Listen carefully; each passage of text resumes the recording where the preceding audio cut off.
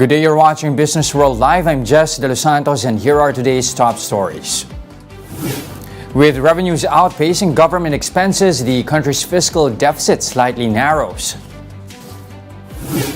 Bangko Sentral Governor Felipe Medalla says the political voices weighing in on the peso slump are complicating the central bank's operations. President Bongbong Marcos pushes for the swift passage of digitalization measures as he admits that the country is playing catch-up with the rest of the world in terms of digital transformation. And Maynilad customers will receive a rebate from the water concessionaire. Let's begin our broadcast with the budget deficit slightly narrowing in the month of September as revenues outpaced expenses.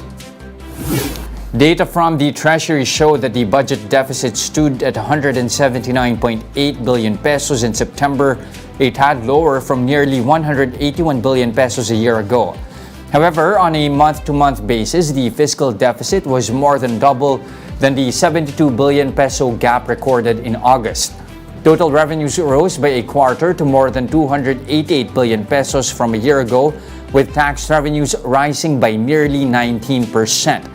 Non-tax collections also grew by double digits. The Treasury said the improvement resulted mainly from higher government share from PAGCOR profit and the interest on government deposits.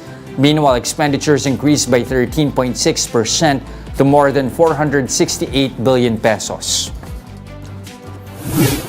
The Bangko Sentral has so far spent $8 billion in reserves to defend the peso according to Exante data. Exante, which specializes in tracking global capital outflows, said the amount is equivalent to 7.3% of the Bangko Sentral stockpile at the end of last year. The BSP was also estimated to have sold $2 billion of reserves in September, the largest since 2021. However, Exante notes that the adequacy of the country's reserve is less problematic compared to other emerging markets. While the BSP says it has carried out market interventions to prop up the currency, it did not disclose the amount it has spent. Now, amid the Bangko Sentral's efforts to defend the local currency, the rise of political voices on the issue of a weak peso has complicated the BSP's operations. That's according to Governor Felipe Medalla himself.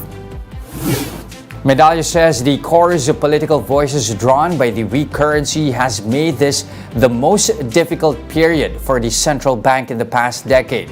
This comes as President Bongbong Marcos joined in on calls to prop up the peso, while Finance Chief Ben Jokno called for a staunch defense of the 60 peso level. The BSP governor says he is more inclined to let the market determine the peso's value, as the number 60 has become somewhat of a magic number.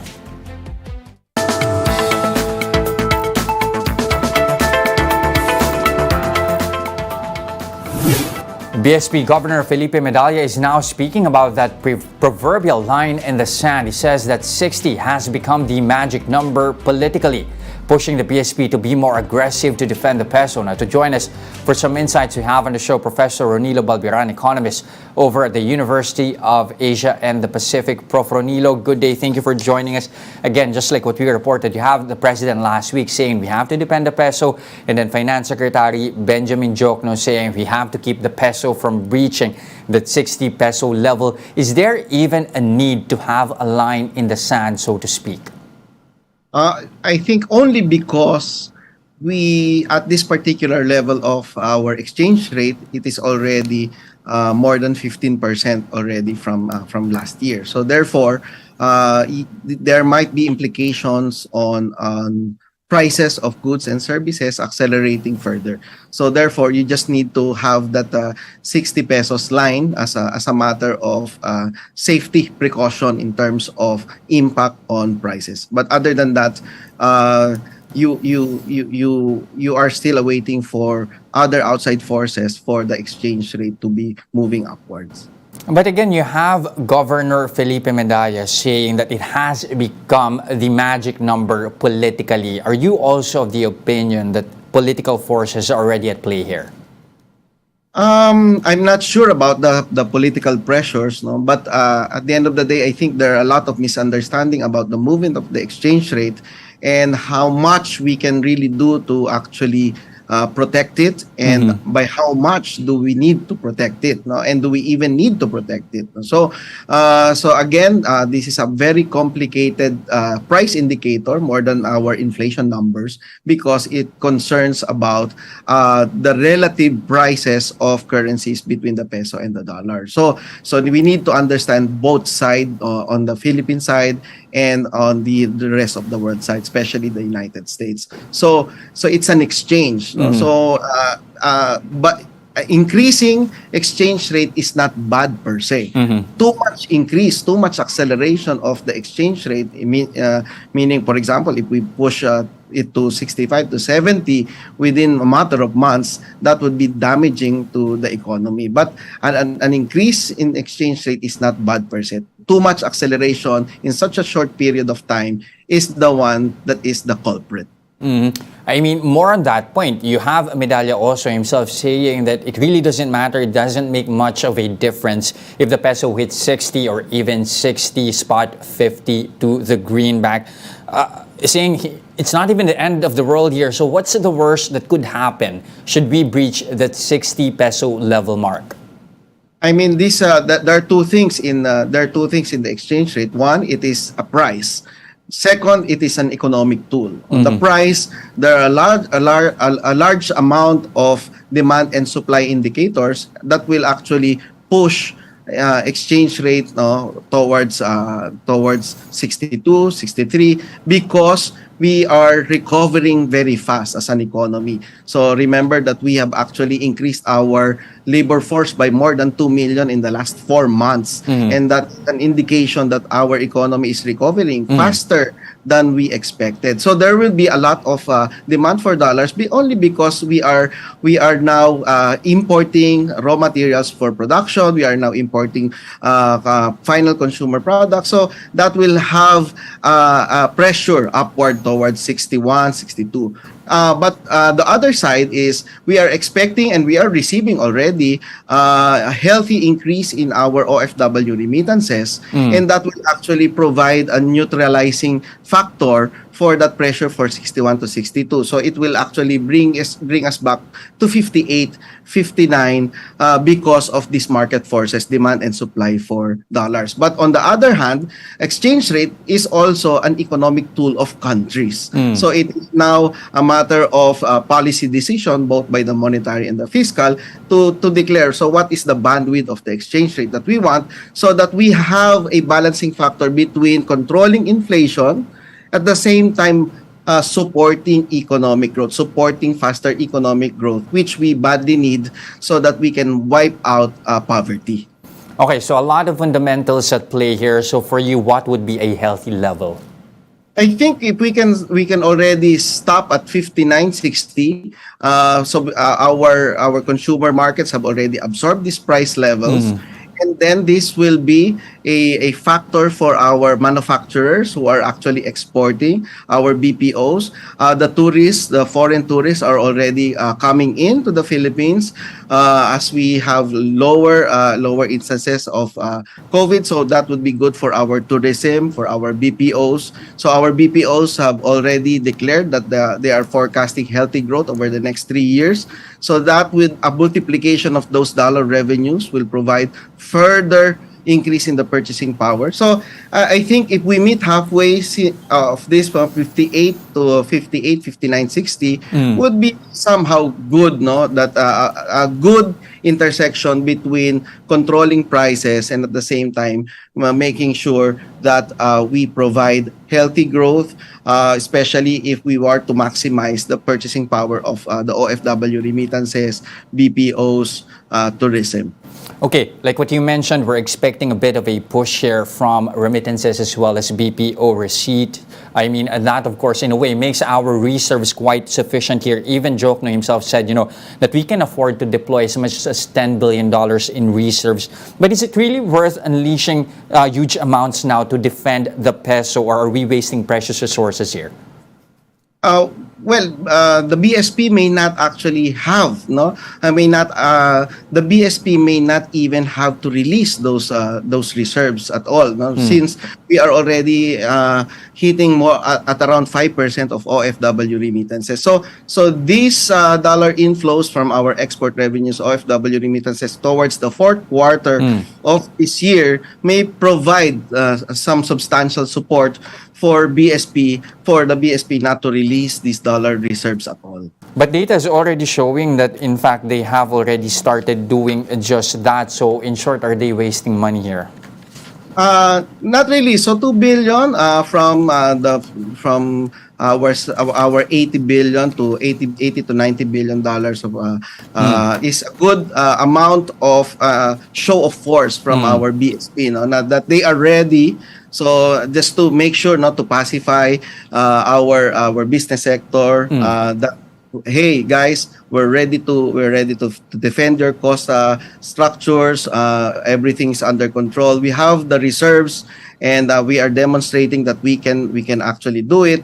Just in case, no, our expected increase in dollar inflows may not even happen, so very unlikely. But in the event, no, the most unlikely event that these dollar inflows that we are expecting will not happen, we are ready because we have sufficient amount of dollar reserves in our armory, if you like. Okay, and then of course you now have the BSPs, particularly of course Governor Medalla, signaling the possibility of another 75 basis point hike here next month. Of course, they are awaiting how the Fed will be acting next week, but the intention of course is to narrow that differential. Is that move warranted, and how long do you see this hiking cycle extending? Well, again, it depends on I think it will depend largely on the third quarter data of our GDP, which will be out in a couple of weeks. No? So you want to have that optimum balance between inflation and economic growth. So if and when our growth numbers for the third quarter will really demonstrate a large amount of possibility of economic growth, and that our economy can handle 75 basis points additional, so then they can do it if and when the situation gets worse in terms of our exchange rate. No? So I think this particular statement from our BSP governor is a matter of signaling, no, in terms of we are ready, we are capable, no, the government is capable and ready, and we have been in this position, and we have had competent experience in terms of managing this particular situation, and most especially in terms of speculation. That's the most important enemy of our exchange rate policy is speculation. And good news is that we have sufficient amount of dollar reserves to fight off speculation. That would not be possible if we don't have the dollar reserves, and our BSP governor cannot make those strong statements at all. But good news, we have sufficient reserves to make speculations near zero in terms of these exchange rate movements. Okay, of course, much would depend on how robust or how much are we growing. But so far, with the way that the BSP is acting, its level of hawkishness so far year to date, how do you see that slowing down growth next year? I think we can still absorb it, no? So, and our labor numbers in terms of absolute additional employees over the last 4 months, our labor force shows that we are really recovering very fast. And again, this confirms our initial analysis that our economy, the potential of our economy did not really disappear, no? So we were not hurt by COVID-19. We've just locked down our assets. We've just locked down our resources. And now that we are letting go of these resources, we are liberating the movement of our goods, our people. then we know that these particular forces towards higher, faster economic growth will be substantially greater than what we are experiencing, what we are seeing from the global economic scenario. No? So we will survive this particular risk uncertainties posed by this external environment, and I see that our 2023 we can easily hit 7%, and we can actually hit 8%, barring our constraints on our problems will be more on supply constraints like energy, so all those, no, so transportation infrastructure. So if we are able to deliver right amount of supply of energy, transportation infrastructure, logistics policies, those are our actually main problems rather than what's happening outside the country. So we should be focusing as a government, private sector, we should work together to actually solve these logistics problems, energy supply, and we can actually support faster growth at 8 to 10% next year. Okay, quite bullish numbers there, 7 to 8% if I heard you correctly. But at the same time, of course, all this discussion on the peso centers on inflation. The main objective, of course, is to anchor in inflationary pressures. What's your forecast here in terms of price pressures? Up to when do you see it remaining elevated? So it would depend on what will be the situation, especially in the Ukraine-Russia situation, what's happening in the UK, the whole Europe, and the US. No, so we are anticipating that in terms of our exchange rate. No, so but I see that our first quarter we will normalize that. No, so I think there will be. We are already experiencing a deceleration of our inflation, so it will start plateauing towards this particular fourth quarter, and then we hope that that particular graph will be pointing towards 5% towards the end of first quarter next year. Okay, that maybe is a good hope there at 5% first quarter next year. Again, thank you very much for your insights. Ronilo Balbieran, economist over at the University of Asia and the Pacific. Thank you very much, yes. Let's pause for a quick break, but coming right up after that. The Foreign Affairs Department reiterates that the government is open to resuming talks with China for a possible joint exploration in the West Philippine Sea. More of that and other stories when Businessworld Live returns. Stay with us.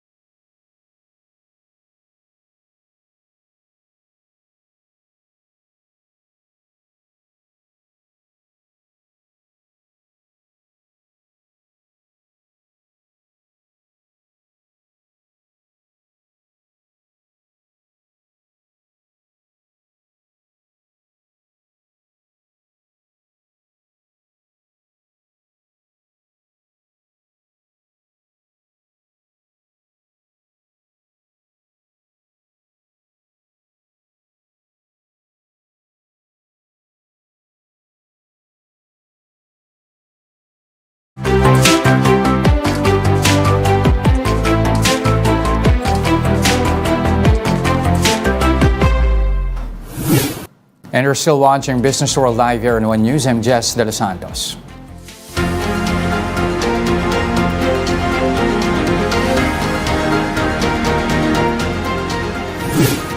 The Philippine Star reports that the government is working on President Marcos's possible state visit to the United States. Philippine Ambassador to the U.S. Jose Manuel Romualdez said the state visit may happen before or after the Summit for Democracy being organized by the White House. The summit is slated for June next year and various heads of government will be invited. Romualdez says Marcos's possible state visit to Washington can help further strengthen the Philippines' economic ties with the U.S., which its traditional ally and trading partner. But for now, Romualdez clarifies that the plan is still quote up in the air. Now, President Bongbong Marcos calls for the immediate passage of the e-governance and e-government bills, saying the country is playing catch-up with the rest of the world in terms of digital transformation. These proposed measures, which the President says would be consolidated, are among the priority bills listed by Legislative Executive Development Advisory Council, or LEDA. President Marcos says the country must move further along in digitalizing its government and its processes to keep up with other economies. We have to digitalize if we are going to keep up. All our plans for the transformation of the economy and our continuing redefinition of the Philippines' place in the community of nations. And that can only be done if we have a digitalized government, a digitalized bureaucracy, a strong partner with our private sector in terms of the technology industries. Now, the Philippines is open to resuming talks with China for a possible joint oil and gas exploration in the West Philippine Sea. In a forum, Foreign Affairs Secretary Enrique Manalo says the Philippine government is open to have dialogues with any country, as this could help in boosting the economy. But Manalo says whatever comes out of the negotiation, it must not violate our constitutional provisions. Chinese Ambassador Wang Xilian has earlier said that they are also ready to resume talks with the Philippines on the joint exploration. As we have told China, the Philippines is an open, free market society, and we're open to any talks with any country which we feel might be able to contribute to our economic development and prosperity.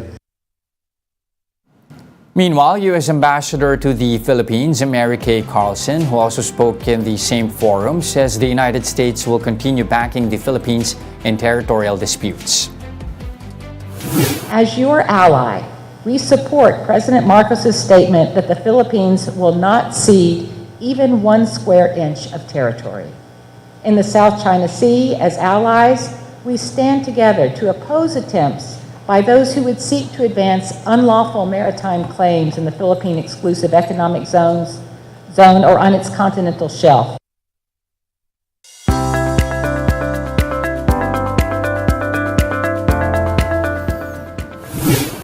Maynilad has submitted its proposed water rate increases for its mandatory rebasing. The water concessionaire seeks to implement a rate increase of 13 pesos and 31 centavos per cubic meter staggered from 2023 to 2027. This as the company plans on spending about 150 million pesos for its water and wastewater projects in the next 5 years.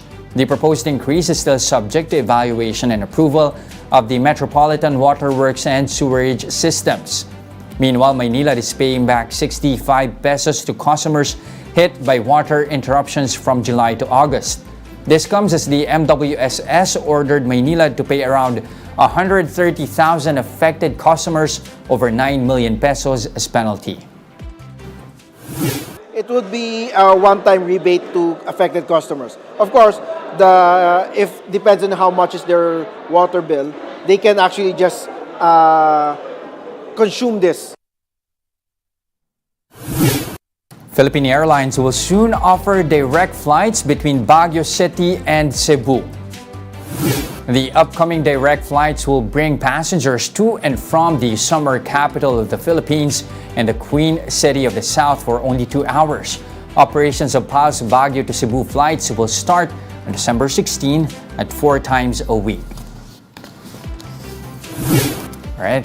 Some of our kababayans in Cebu might just have a cold Christmas this year, and those are the biggest stories on the economic and corporate front today. I'm Jess Delos Santos. We are One News, all sides, all the time. Don't go away. We'll give you the latest on the local bourse when Businessworld Live returns. Stay with us.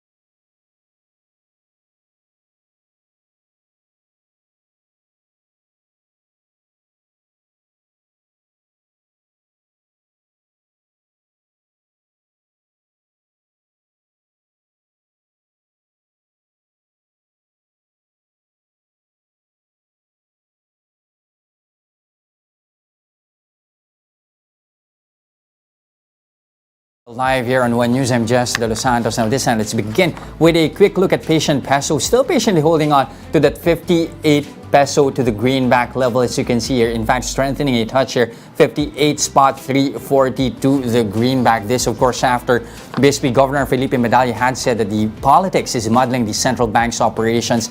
He says that the 60 peso mark has now become the magic number politically. He even said it's easier to manage foreign exchange if there's room for flexibility rather than having a definite line in the sand, and how defending that line necessitates a more aggressive move, and that might mean matching the Fed in their next meeting with a 75 basis point hike. But while there are signs that the Fed might actually be slowing down a touch as economic indicators improve, economists in the US are still forecasting another 75 basis point hike for the fourth time in a row, this as they meet next week. And let's see how the rest, of course, Wall Street edge lower on Wednesday following disappointing numbers from tech giants like Meta, Amazon, and Alphabet. However, you have here some futures here edging higher, particularly the Dow Jones and the S&P 500, as you can see right here. Now also Asia looking like a mixed bag so far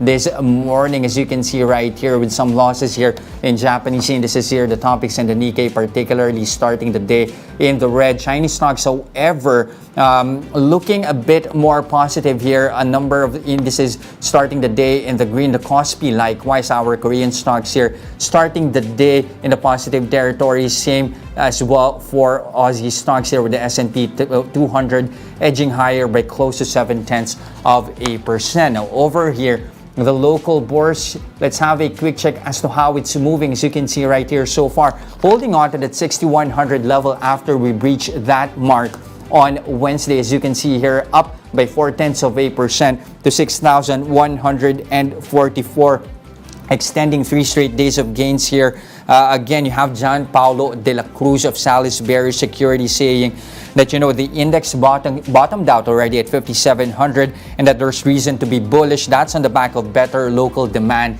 and impressive third quarter corporate earnings. Looking at our leaders and laggards, let me refresh this chart very quickly right here. You'd see here quite a number of gainers here so far. You have JG Summit leading the pack, up by 1.9%. Emperador likewise also in the positive territory, up by 1.7%. Interestingly enough, you also have here a number of laggards here. San Miguel, particularly our worst performer so far, down by 1.1%. And that's it for today, October 27, 2022. Join us again tomorrow at exactly 9:30 a.m. You can also catch us on Signal Play. Register for a free account now at www.signalplay.com and stream One News live anytime, anywhere. I'm Jess Delos Santos. Stay safe, Philippines. We are One News, all sides, all the time.